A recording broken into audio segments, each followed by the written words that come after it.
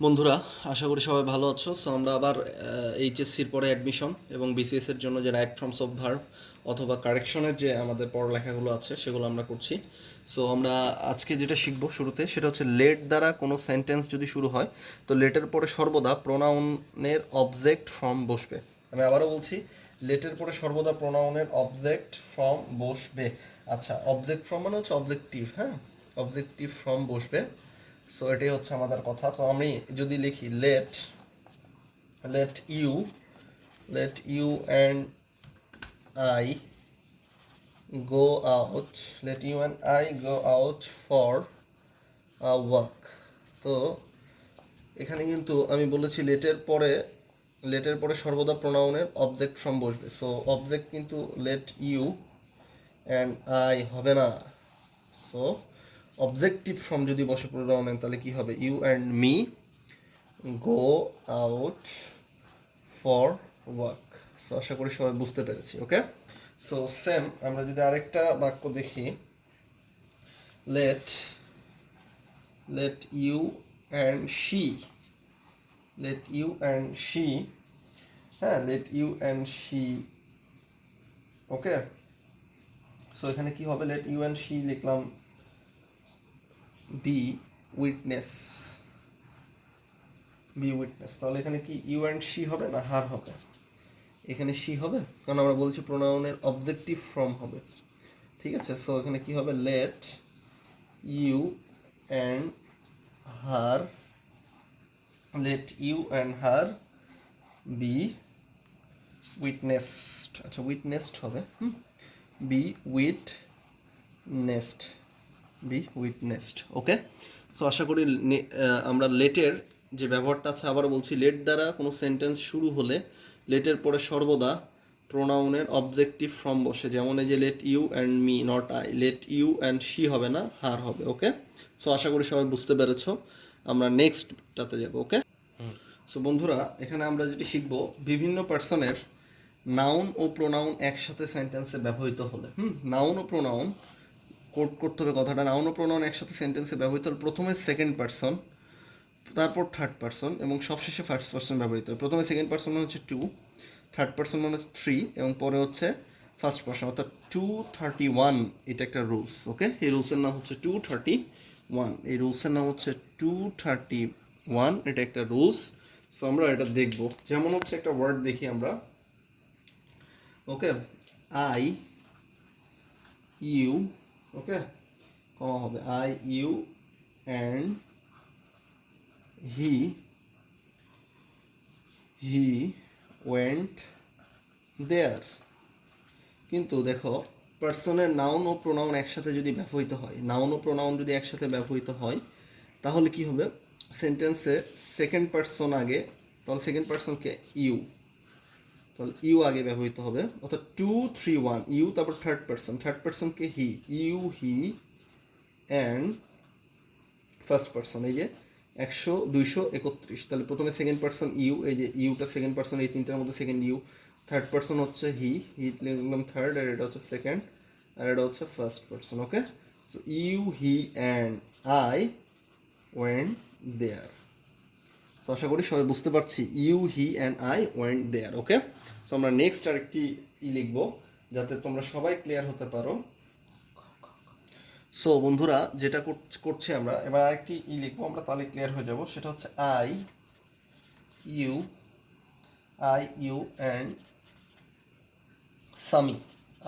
And Sami must play football কিন্তু এখানে একটা বিষয় আমরা স্পষ্টত দেখতে পাচ্ছি, আই ইউ অ্যান্ড সামি। তাহলে এই যে আবারও বলছি, নাউন প্রোনাউন একসাথে সেন্টেন্সে ব্যবহৃত প্রথমে সেকেন্ড পার্সন, তো সেকেন্ড পার্সনকে ইউ, তারপরে কি থার্ড পার্সন, এই যে 2 3, থার্ড পার্সন হচ্ছে সামি, অ্যান্ড তারপরে কি 2 3 1, তার ওয়ান কি আই। ঠিক আছে, first person I must play football okay, so আশা করি আমরা রুলসটি বুঝতে পেরেছি। Okay, next. সো বন্ধুরা, সেম রুলসটা যদি আমরা যেটা দেখেছিলাম প্রোনাউনের, কিন্তু এখানে যদি প্রোনাউনের দোষ বুঝায়, মানে ফল্ট, কি বুঝায়? ফল্ট বুঝায় বা দোষ বুঝায়, সেক্ষেত্রে কিন্তু প্রথমে ফার্স্ট পারসন, পরে সেকেন্ড পারসন, তারপরে কি হবে থার্ড পারসন, অর্থাৎ 1 2 3 তখনই হবে যখন প্রোনাউনের দোষ বুঝাবে, যখন প্রোনাউনের কি বুঝাবে, প্রোনাউনের দোষ বুঝাবে কিংবা ফল্ট বুঝাবে। ওকে, আচ্ছা আমরা একটা বাক্যের সাথে যেটা ক্লিয়ার হতে পারি সেটা হচ্ছে he you and I, you and I am to blame, অথবা he you and I am to smoke. Okay, so blame যখনই বুঝাবে তখনই কিন্তু কি হবে 1 2 3, অর্থাৎ দোষ বুঝালেই প্রথমে হবে আই, পরে হবে ইউ, লাস্টে হবে হি, আই ইউ। আচ্ছা আই ইউ, আর হচ্ছে যেতে অ্যান্ড ছিল তাহলে অ্যান্ড হচ্ছে হি, আই ইউ অ্যান্ড হি। তো হির সাথে তো আর এম বসে না, হির সাথে কি বসবে আর, আর টু ব্লেম। সো যদি প্রোনাউনের দোষ বুঝায় তখন ফার্স্ট পারসন আগে, সেকেন্ড পারসন তারপরে থার্ড পারসন, তো 1 2 3 রুলস। এটা কি রুলস? 1 2 3 রুলস হবে। ওকে, আচ্ছা তাহলে he I you and he are to blame.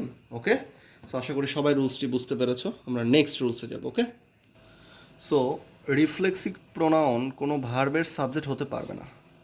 Myself, herself, themselves, himself. Okay okay, so এই জায়গাগুলো কোনো ভার্বের সাবজেক্ট হতে পারবে না। চলো একটা উদাহরণে যাই, যেমন Abdul Karim and myself will go. আনসারটা হচ্ছে হবে না, এটা সঠিক নয়। তাহলে কেন? কারণ রিফ্লেক্সিভ প্রোনাউন কোনো ভার্বের সাবজেক্ট হতে পারবে না। সো কি হবে? আব্দুল করিম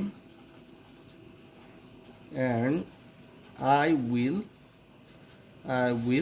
গো, this is the correct things. Okay, so এই জিনিসটা যাতে আমাদের কখনোই কোনোভাবে ভুল না হয়। Okay, so next rules.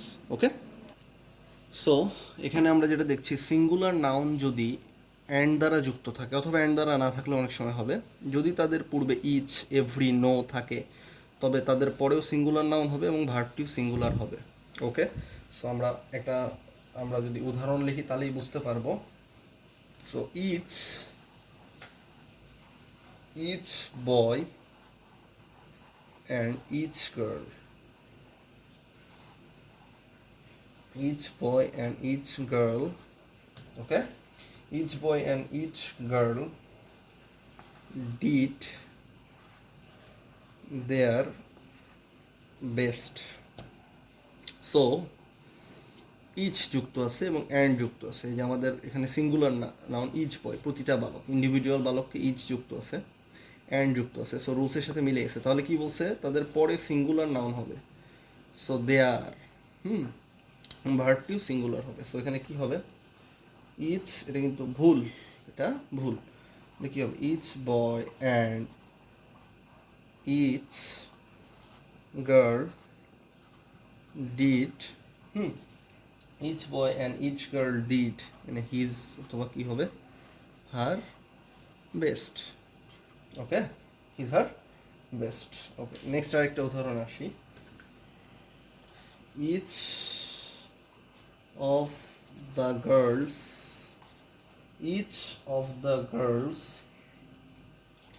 Have a pen.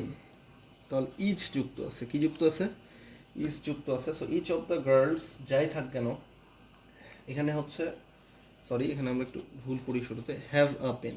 কি pen? Have a pen. So have a pen থাকলে এটা ভুল হবে, কারণ ইজ যুক্ত আছে, সিঙ্গুলার ভার্ব হবে। হ্যাভ হবে না হ্যাজ হবে? অবশ্যই কি হবে? হ্যাজ হবে। তাহলে কি হবে? কারণ এই যে আমরা দেখছি সিঙ্গুলার নাউন, ভার্বটিও সিঙ্গুলার হবে। So each of the girls has a pen. Girls has a কি হবে? পেন। ওকে, সো আশা করি এই রুলসটিও আমরা সবাই বুঝে গেছি।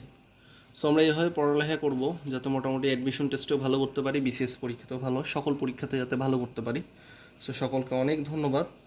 আমাদের চ্যানেলটা সাবস্ক্রাইব করলে তোমাদের কোনো ক্ষতি হবে না আশা করি, এবং আমরা উৎসাহিত হব এবং আলটিমেটলি সমাজ উপকৃত হবে। সো আমাদের চ্যানেলটা সাবস্ক্রাইব করলে খুবই খুশি হব। সাথে সাথে আরেকটা কাজ করতে হবে, ভিডিওগুলো শেয়ার করতে পারো, কারণ জ্ঞান দানে বাড়ে, এতে কোনো লজ্জার কিছু নেই। শেয়ার করার সবচেয়ে বড় কথা হচ্ছে, যেটা খুবই ইম্পর্ট্যান্ট, নিজে নিজে প্র্যাকটিস করা। এবং আরও কী কী ভিডিও লাগবে আমাদেরকে কমেন্টের মাধ্যমে জানাও। ওকে, থ্যাংক ইউ। আজকে